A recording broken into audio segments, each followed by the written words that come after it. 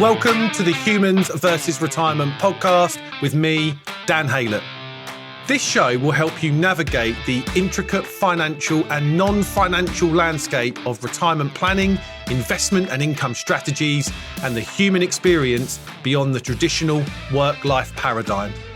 Join me as I delve into the challenges, triumphs, and unexpected journeys individuals face as they transition into this new phase of life. From experts across many different areas to personal stories, we uncover the secrets, insights, and practical tips to empower you on your retirement journey.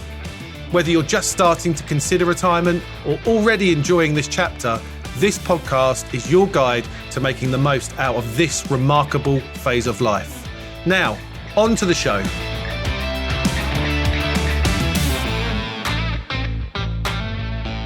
Hello everyone and welcome to another episode of the Humans versus Retirement podcast. I'm your host, Dan Haylett. Today's conversation is a bit different from the norm. It's a thought-provoking episode with Jack Chellman looking at climate change and charitable giving. Jack is the Chief Project Officer for the Global Returns Project, a UK charity that selects and assesses the world's highest impact climate mitigation charities and puts them in a portfolio for us to make charitable donations to. In this episode, Jack and I discuss the urgent issue of climate change and the importance of charitable giving as part of a retirement plan. He explains how the Global Returns Project makes charitable giving easy and transparent by selecting high-impact climate charities and providing rigorous monitoring and reporting. The portfolio of charities includes organisations that protect rainforests, enforce environmental law, conserve marine life, and restore forests. Jack emphasises the need for increased philanthropy towards climate mitigation efforts and highlights the role of the Global Returns Project in making sustainable giving mainstream. He also discusses the integration of the project into financial planning and the options for donating. Now, on to the conversation with Jack Chellman.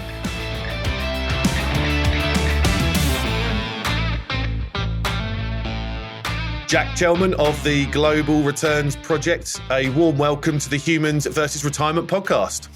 Thank you very much, Dan. Delighted to be here. Jack, I can't wait to have this conversation. We've had a few conversations leading up to this. I absolutely love what you guys are doing at the Global Returns Project. It's something that we as financial planners and our financial planning business are looking seriously at to offer a way of giving back to something really meaningful for our clients. So I can't wait to have this conversation with you, both about charitable giving in general and the great stuff that you guys at the Global Returns Project are doing. Fantastic. Well, really, really excited to get into it. So, Jack, I'm really curious. You've spent your career in this. So I want to understand a bit from you, kind of how you've got to where you've got to, and a little bit about the Global Returns Project in general, and then I'm sure we'd dig deeper into everything as we go through the conversation. Yeah, absolutely. I mean, just let's start from the top. The Global Returns Project is a UK charity ourselves, and what we're trying to do really simply is make it as easy as possible for any individual to give charitably to the best climate charities in the world. And the thinking behind that is, of course, that we've got 6 years really to do as much as we possibly can to mitigate climate change. That's what scientists tell us. That's this concept of the decisive decade, 2020 to 2030. And in that time frame, we've got to move as quickly as we can. And that sort of narrows our focus to what really matters. And I think, you sort of mentioned how I got into this. I think that's sort of my path to the Global Returns Project. I came over to the UK on a 2-year Marshall Scholarship, which let me do postgrad over here, which was great. And like everybody, I was, I sort of was worried about climate change. It was an anxiety that was just sort of under everything that I was doing. And what I found that I liked about this approach from the Global Returns Project, which was just launching when I joined, was the idea that it matters and that you can deliver impact that is identifiable and fast, that is, truly meaningful for the planet. And of course, we'll get into why it's meaningful and all that. But, to wrap up what we're doing at the Global Returns Project, we, as I said, try and make all this charitable giving easy. And the way we do that is we have put together a diverse selection of some of the very best climate charities in the world. We monitor them, we report on them, and we make it really easy for anybody to donate to them via the Global Returns Project.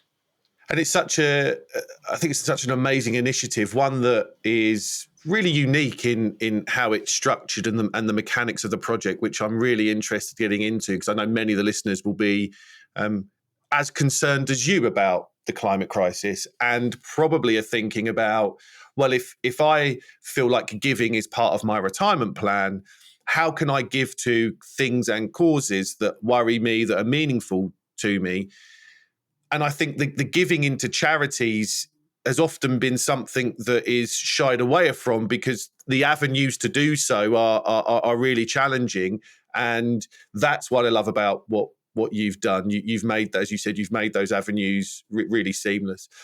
I do want to start at the top with you though, Jack. You're from Washington DC, and in America, I do know, and that I've got many Americans that listen to this podcast. But America, much more so than the UK, has philanthropic giving and philanthropy more at the heart of retirement or financial plans in general. So I'm really interested over your journey and also the work you're doing with Global Returns Project and the inroads you're making into the financial planning community in the UK, as well as the public. Talk to me about your views on charitable giving as part of a retirement plan. What does that mean, and why should people consider it? Absolutely.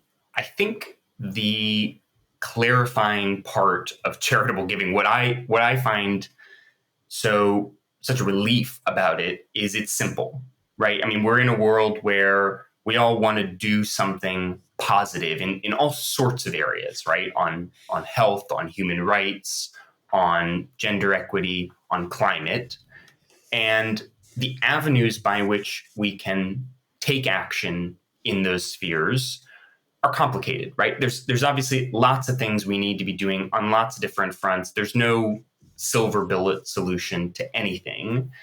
But what I like about charitable giving is when you find a great charitable organization that's doing good work, that's been around a while, it's sort of proven its model, giving to that organization can deliver impact in a clear way, as I said, in a short time frame, and it really matters. And I think, just sort of zooming out to how this all fits in with perhaps retirement planning and what people want to do with the assets that they've worked really hard to accumulate over their work period.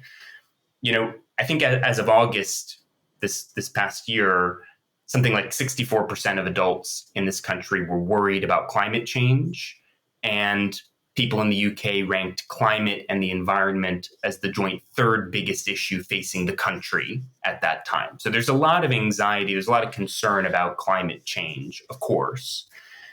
And we already see that people are starting to connect that to decisions they make about what to do with their assets. So I think in September, about 70% of respondents to a survey done by UK SIF, the Sustainable Investing and Finance Association, said that they'd be uncomfortable if their money was going into companies that were having a negative impact on climate and the environment.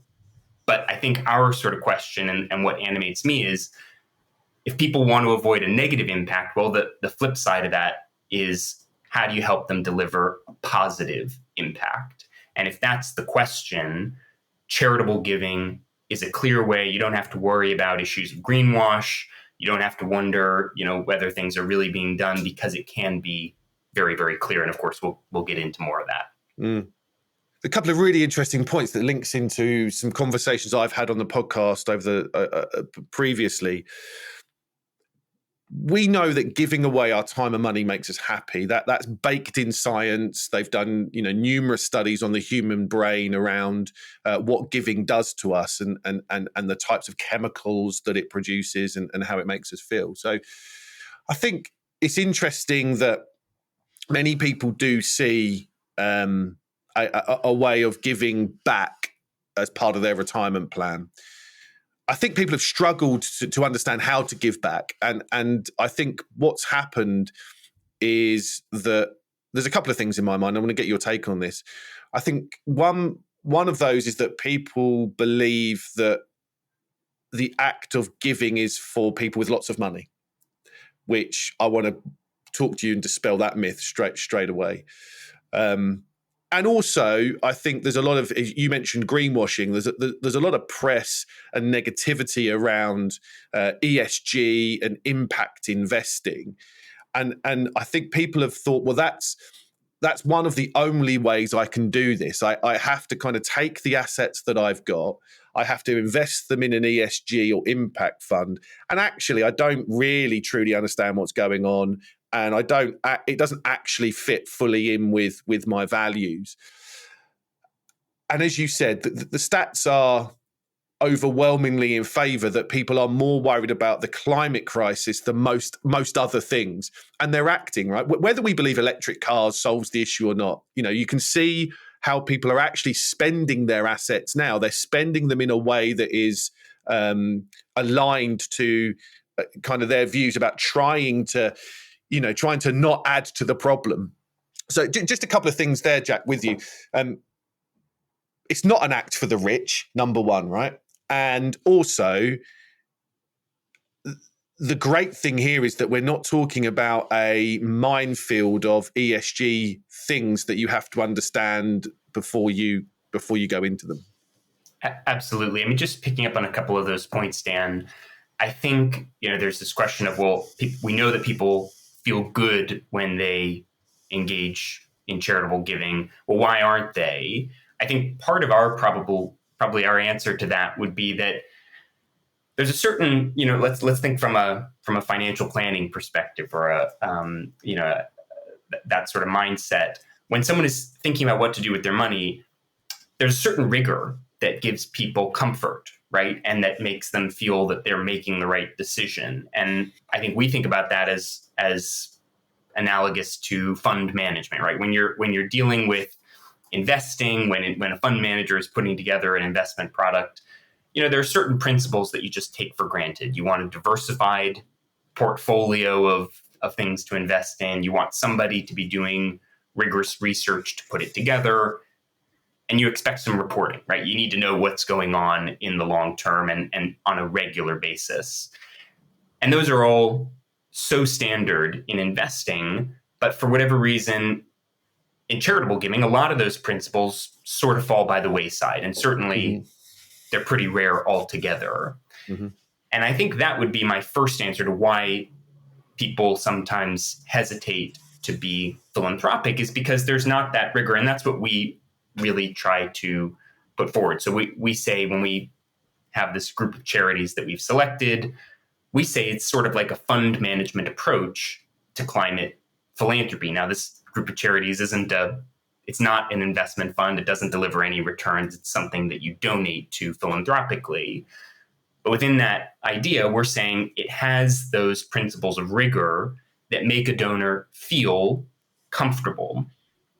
And the other element of what you said, I think, fits in well too, which is this idea that you have to be a billionaire or a mega millionaire to be philanthropic.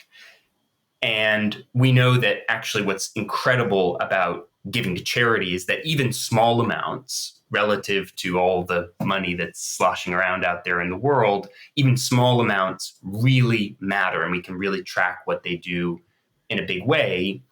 And again, if you sort of put that investing hat on, or treat charitable giving like an asset allocation decision, then actually giving something relatively small becomes actually sort of normal, right? I mean, we often talk with our donors about starting with a donation on an annual basis of somewhere between 0.25% and 1% of their savings and investments. And of course, for a lot of people, that's not something that they will feel on a sort of day-to-day basis. But if everybody did that, that would matter hugely. So it's just, in the same way that you sort of put a couple basis points into certain different things when you're investing, you can do the same with charitable giving, and it matters.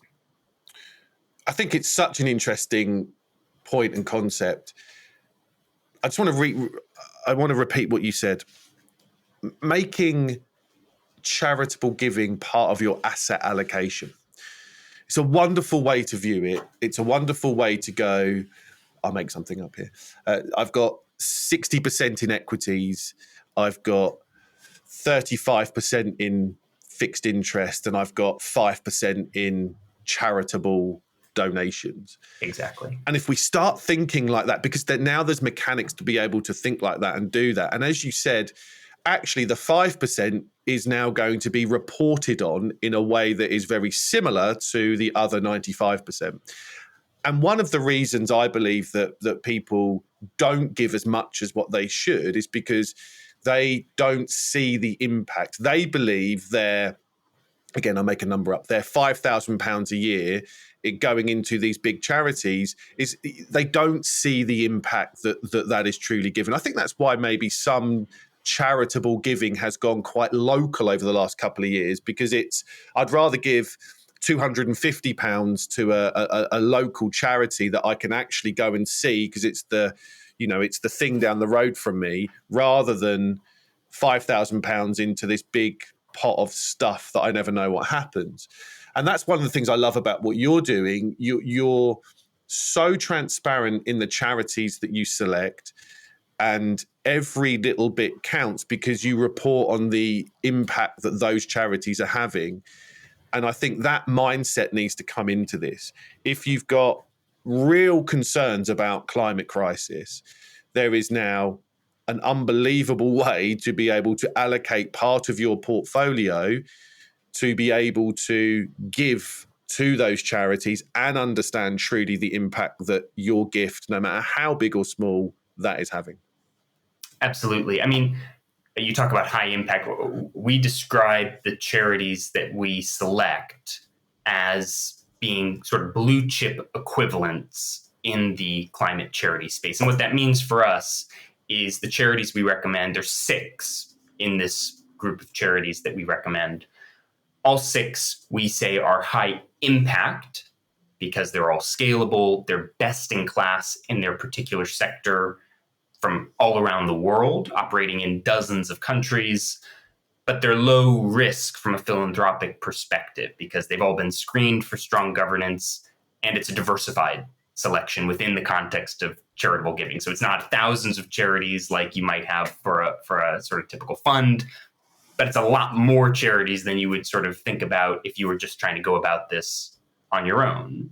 And of course, we've got a team of world-class climate scientists who help oversee the selection and assessment of these charities.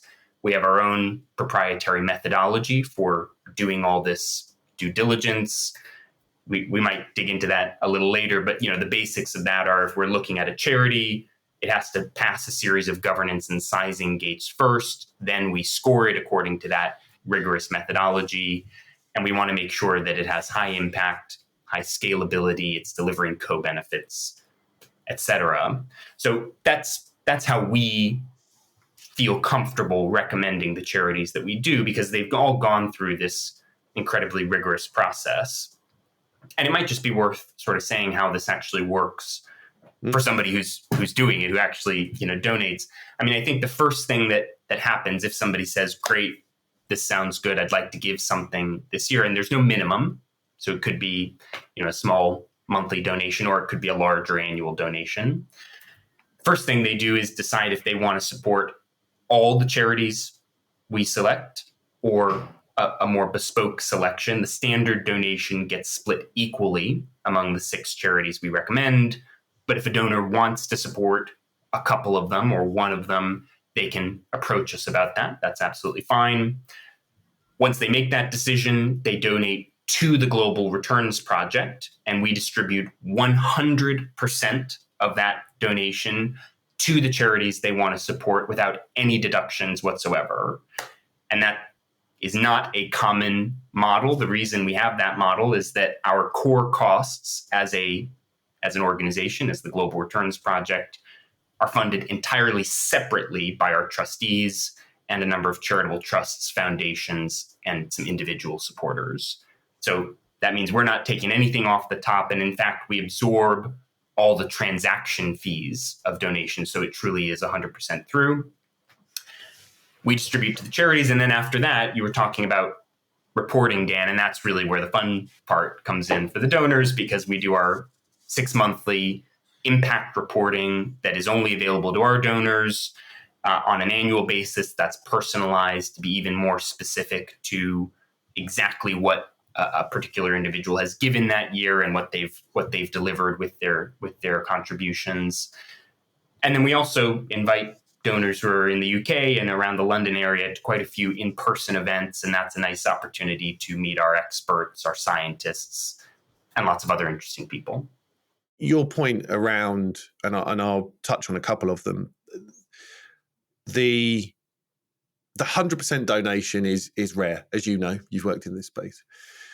But also, it's really important for people to understand that these are, they're true, not-for-profit charities. One of the things that people wrestle with, I believe, when it comes to their giving is it profits over people? So am I putting something in here that actually the charity or the investment fund that says it does impact or ESG, if even one of their things is profitability, it goes against actually a lot of what they're trying to achieve. So I think that's the beauty of the Global Returns Project. It is the way it's structured around that. People have the utmost confidence that every penny they donate goes directly to the charities, and those charities, every penny that they get, goes directly into the running of the thing they're doing and the research they're doing and the causes there. So I believe that's a really important point to drag out.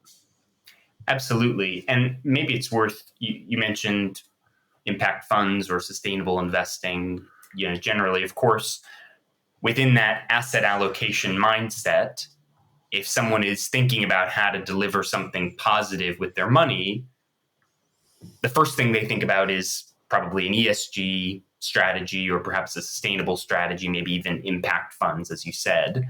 Now, that is really important, right? We have to make sustainable investing normal, needs to be the mainstream, and it's fantastic that so many investors are already going to funds like these.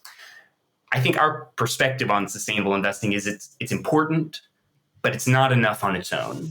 And the risk, perhaps, with the rise of ESG and sustainable investing is that it can make someone feel that it's all they need to do, that if they just switch all their assets to sustainable funds, then they're making a return and they're doing everything they need to do for the planet. There's two problems with that, unfortunately. Number one, of course, we all see the headlines. We know that sustainable funds often have work to do, right? They're not always delivering all the solutions that they want to be delivering. And there's a lot of good intention out there, but it takes time to work out how to fulfill promises that an investment product is making. So that's sort of the first one, is greenwash is an issue, and we just don't have the time to wait around for it to be fixed, right? It's going to take years to get all this ironed out, and we've only got 6 years to do as much as we possibly can. The other problem with sustainable investing is it just doesn't do enough on its own. And the reality is, if you think about all the things that we need to do for the planet, quite a few things that are really important struggle to deliver financial returns. So I'm thinking about things like the enforcement of environmental law, which we know is an incredibly powerful lever to pull for holding governments to account, corporates to account, training environmental lawyers to enforce legislation. It's really hard to invest in, environmental lawyers. It's pretty much impossible, right? That's not something that's financializable. And there are lots of things like that. Setting up marine protected areas in the oceans, delivering data tools to shine a light on deforestation in supply chains, certain types of rainforest protection, reforestation efforts. Some of these things, maybe on the margins, you could try and fit into an investment product, but on the whole, as I said, they're not financializable. And so from the perspective of a sustainable fund, they don't exist, right? Those funds can't get to those things. And so what we say, sort of bringing it all back to charitable giving, the power of a climate charity is that it can do those things that don't deliver financial returns. And so our ideal model is that somebody is investing sustainably and taking that really seriously, but also giving something on a monthly or annual basis to high impact climate charities. And in that way, they're sort of covering all their bases. Hi everyone, Dan here. I just wanted to jump in real quick to say that if you are thinking about or unsure where to start with your retirement plans, then I've put together what I believe to be one of the best free resources for you. My Retirement Toolkit is packed with videos, guides, webinars, worksheets, blogs, and podcast episodes, and is completely free to download. Just go to the show notes where you will find the link. Now, let's get back to the show. It's so important to recognize that. And not just people that are thinking about, building this into their plans, but just everybody in general. The mechanics of being able to get the money in the hands of the people that can have the biggest impact on the things that you mentioned, rainforests, environmental law, ocean, trees, all the stuff that we know, that I believe it's almost impossible to have a view other than it's a straight gift. We know the world gets messy when we start trying to make a profit out of things, when things start to have a return mechanism. The greed comes in, and the actual impact goes down, in my view. So I think it's so important that you identify those things. So let's just jump on that, because your portfolio of charities are phenomenal, and as you said, you've got the Global Canopy, which is using data to fight nature loss, the Rainforest Trust to protect the rainforest, Client Earth, which is using law to defend nature and enforcing environmental law. Is it WDC, which is saving carbon and the kind of whales and dolphins conservation. The Blue Marine Foundation. I mean, I don't think there's a topic. The ocean seems to cause a lot of emotion. There's a poem in there somewhere, but it does, right? I mean, I think we totally get really, when we see the ocean and we see all of the plastic and the pollution waste and the coastline going and all of that. I mean, that's hugely, and Trillion Trees about high quality tree planting. These are charities that are making such a difference that require as much as they possibly can, and every penny helps. I'd love to just get your thought on. We can go through them all. We've got time, but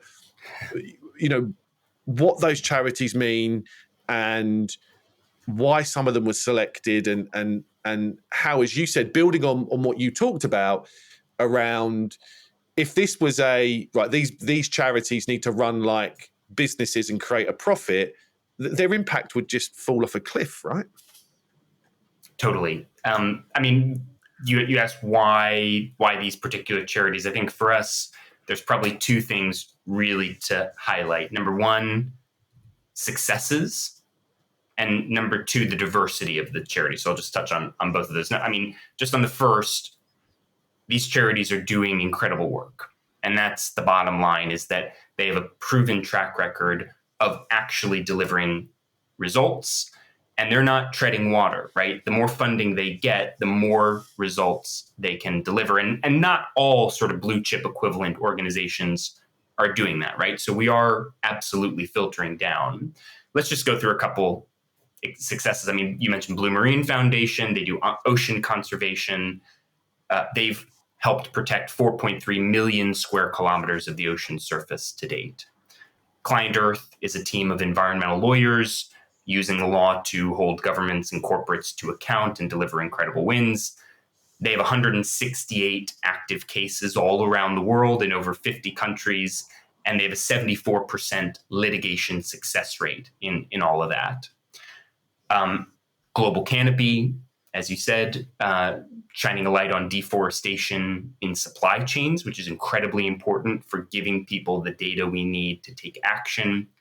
One of the interesting things they've done with that data is they're one of the co-founders of the Task Force for Nature-Related Financial Disclosures, which is a coalition of big financial institutions all around the world who are taking nature loss really seriously because of this effort. And there's the partners of that initiative already represent over $20 trillion in assets under management.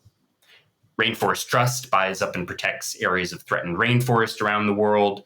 They've done that with 45 million acres to date, and 99% of the rainforest they've protected since 1988 is still protected today. So an incredible track record. Trillion Trees is forest restoration, so it's sort of a nice complement. If Rainforest Trust is protecting threatened rainforest, Trillion Trees is going in and rejuvenating forest that's been degraded.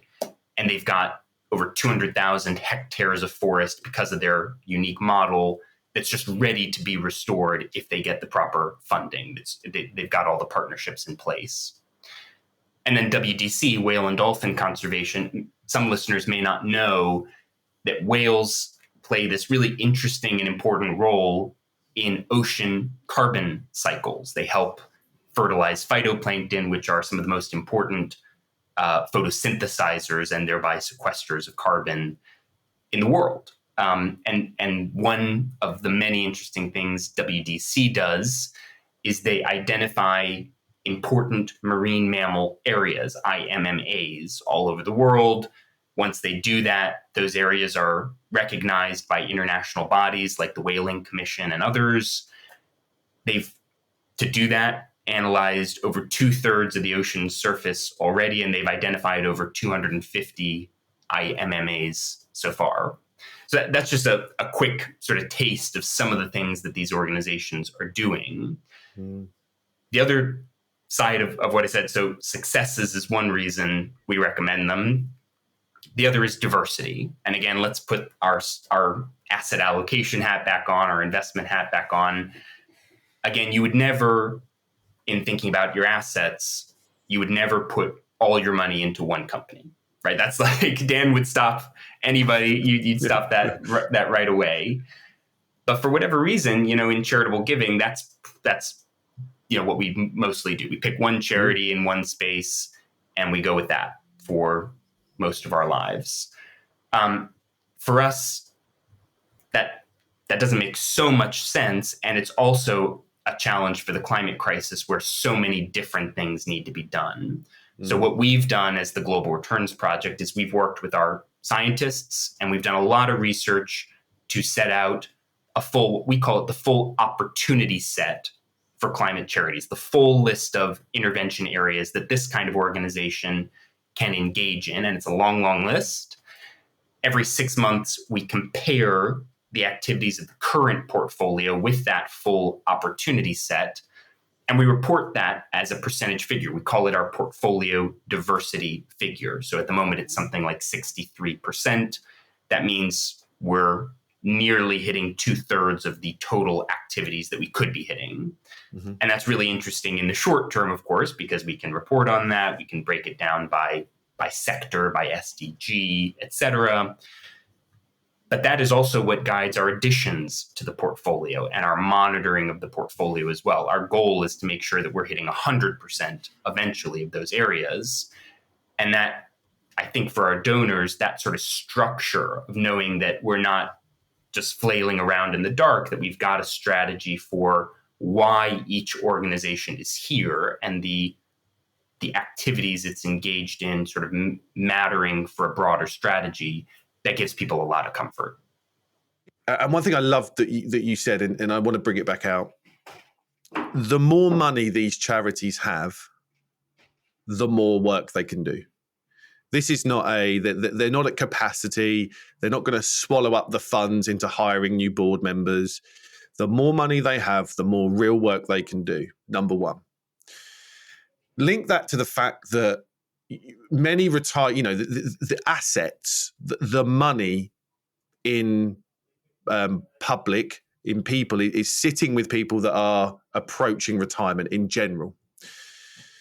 And we know, and I've mentioned this on several other podcast episodes, we know that on average, the average retiree leaves about 70% of their net wealth on the table when they die. So we know that there's a huge amount of money that just doesn't get spent. Now, I'm all for living life. I've said many times before, we want to make sure that we spend our money on what's most important to us with the people we want to. But actually, a big part of that might be giving back, right? It might be giving back, and should be, I think. So the link here is that you've got charities that will do, the more you give them, the more they can do, to causes that we know have a massive impact on the thing that is probably puts us, our planet, at the most danger. And we know there's a bunch of people over here that are never going to spend their money. Now this is about, the link is about trying to make sure we can link this through and bring that to life for people, knowing that, again, it doesn't have to be hundreds of thousands of pounds. There's a way that you can give regularly during your lifetime, and there's a way that you can leave stuff at the end of your life.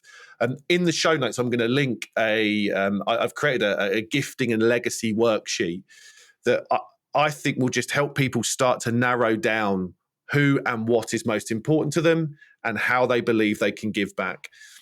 And I think we just need to realize that link. Once we realize that there's a lot of money left on the table and there's a way that we can now distribute that money into charities, that the more money they have, the more work they can do, I think that's such an important area to bring out.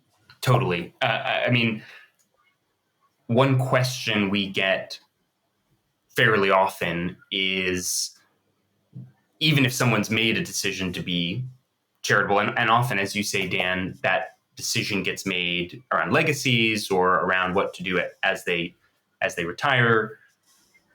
The decision to be charitable, first of all, it is incredibly important and makes us happy, right? But within that, why climate mitigation? I think there's a couple points that come up here. Number one, often the charitable giving that we think about, if you say, well, would you like to give something to charity? The first thing that comes to mind is probably something social, right? Incredibly important things like tackling homelessness, tackling issues of health in developing countries, human rights, all of these things that often they start with people, but they can expand to other areas beyond the environment, but that aren't environmental. And there's no competing with these things that are, massively important for the people and issues we care about. The challenge is the climate crisis exists, right? And it's not going away. It's getting much, much worse, actually. And if we don't deal with it now, especially in this critical window we have before 2030, we're not going to be able to deal with poverty or human rights or health or any of the other things we want to deal with. The reality is climate change, warming on a global scale makes everything else so much worse. So that's the first reason to do this. And even if you're already charitable for things that matter to you, maybe there are local organizations that you're already giving to, finding a way to give to these high impact climate charities as well is basically the missing puzzle piece from our perspective in your charitable giving. The other side of it is these organizations need the funding. There's this incredibly striking statistic which comes from the Climate Works Foundation. They do a report every year where they do a huge mapping exercise of global philanthropy and all the philanthropic giving that goes on around the world. And for 4 years in a row, all 4 years that they've done this report, the amount of philanthropy that goes to climate mitigation efforts has never gotten above 2% of charitable giving. And it's just not enough. It's just not enough. We don't need to be giving everything to climate charities, but if we don't crack that 2% barrier, we are never going to be able to deal with this issue that makes all the other issues we care about worse. And that's the beauty of what you're doing. People, I believe, haven't, although I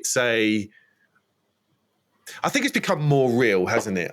You can often get as you said, you can walk down the street and you can see homeless people and it becomes more emotive. I think many people have batted away the climate crisis going, oh, it's not, it doesn't feel real. But then you have the winters and the summers globally and you can see how the weather has changed and you can, and then you can see how animal species are declining. You can see how the oceans are doing. You can see how, and it's more in our face. So I believe it's more real than it's ever been for people. Couple that with, as we said before, that there hasn't been a mechanism for people to, I think, comfortably part with their money in a way that they believe it's going to make an impact. Well, that's changed with you guys.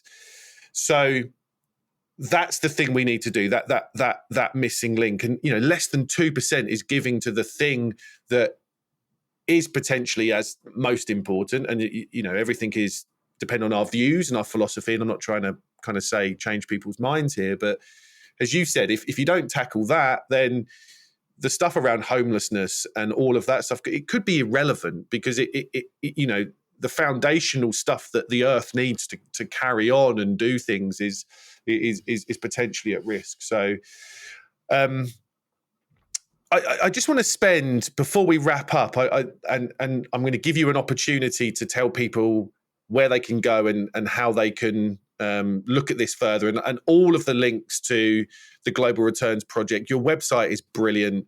It breaks everything down. You can link, you can donate straight through the website. And we'll talk about actually how we could start integrating that into the work that we as financial planners do in a second. But just talk to me a little bit about the mechanics and the methodology of the project. You have you've mentioned it a little bit, but you screen thousands of charities for governance. You score them.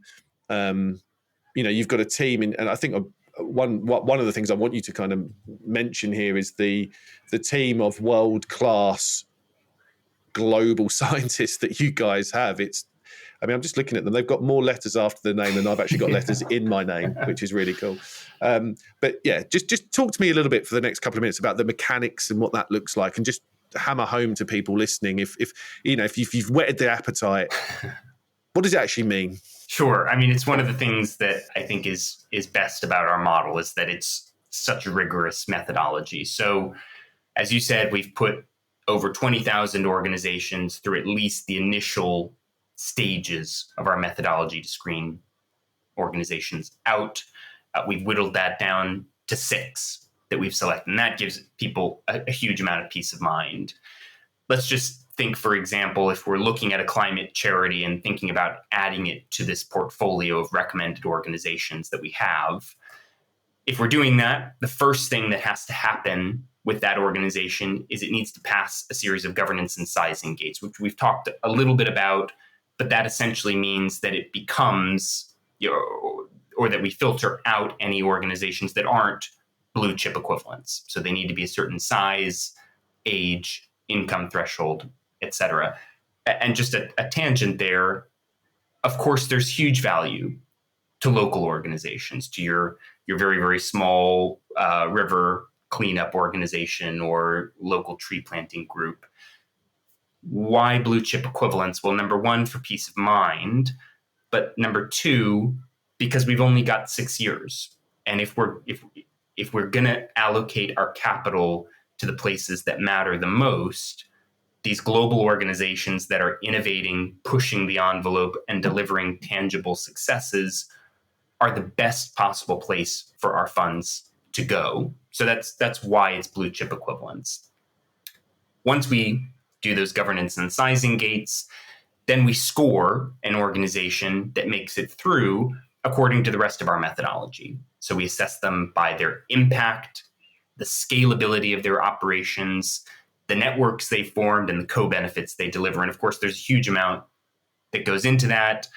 Impact, we take a principles-based approach. We look at peer comparisons of similar organizations, the longevity, the permanence of their activities, cost effectiveness estimates for scalability. We look at whether the marginal cost of their activities decreases as the scope of those activities increases. And it goes on, of course. So it's a really detailed process.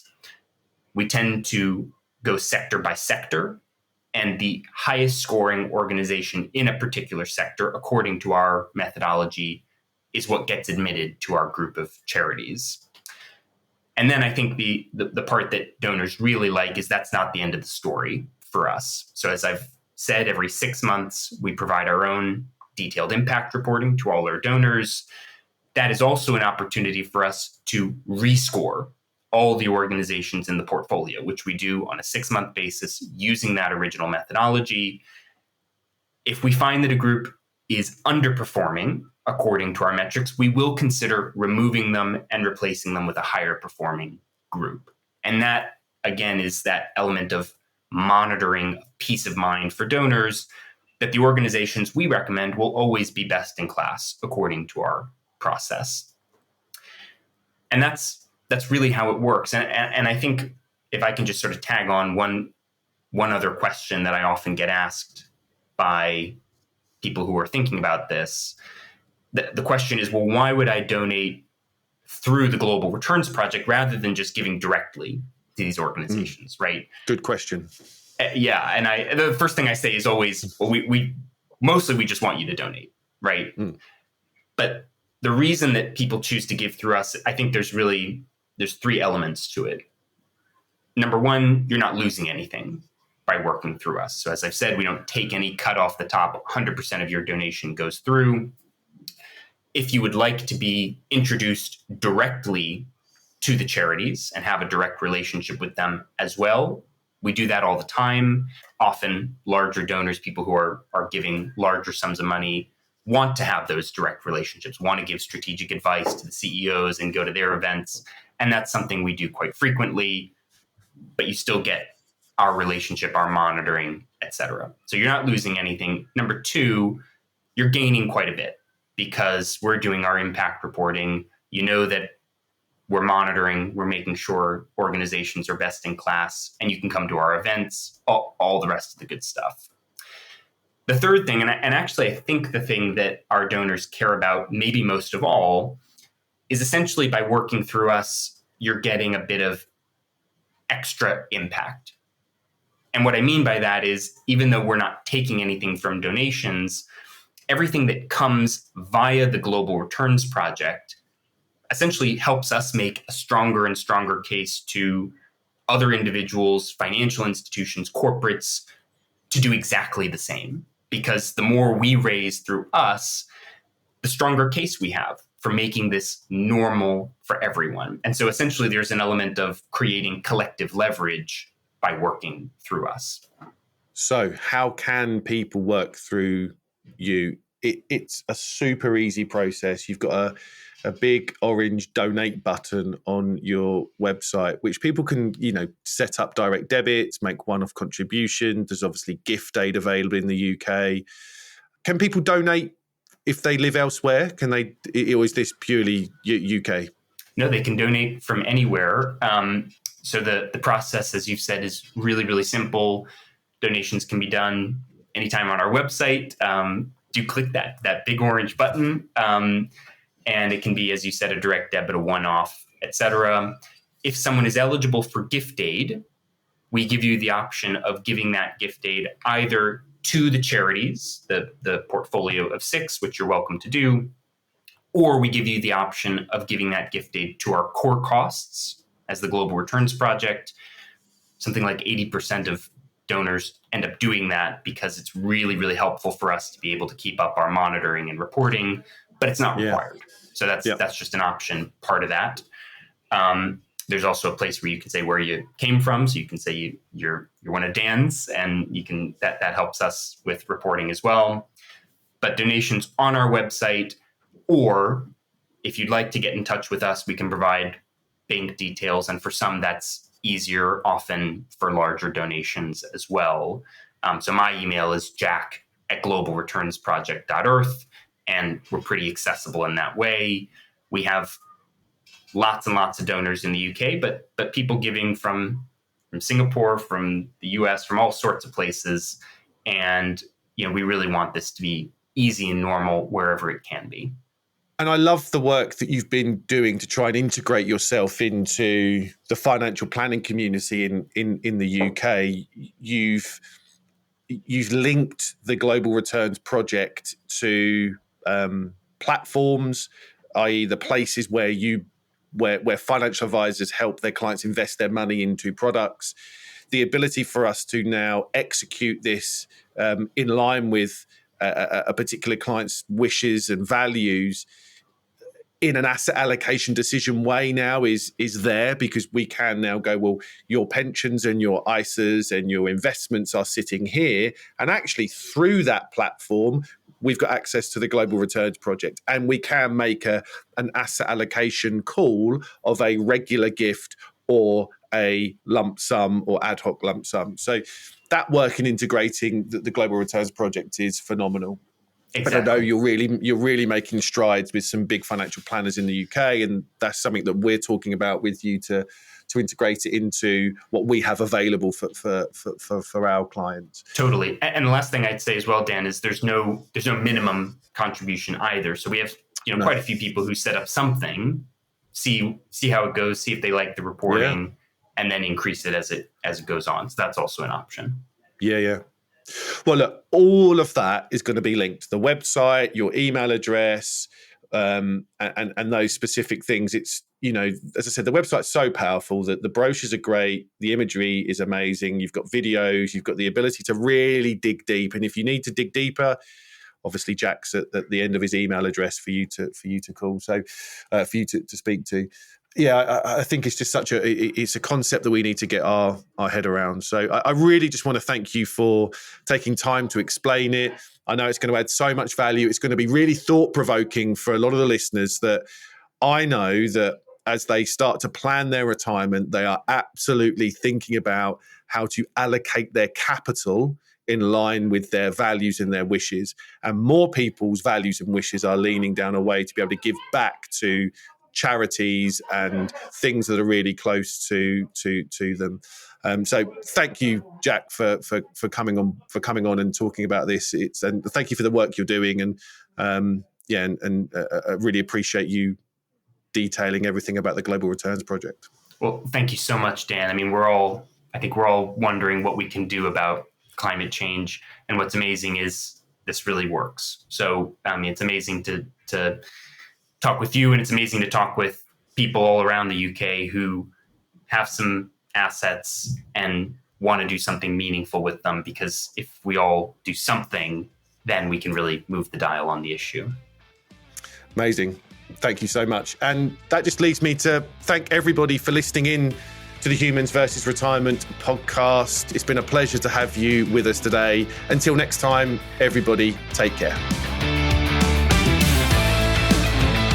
Thanks for tuning in to the Humans versus Retirement podcast.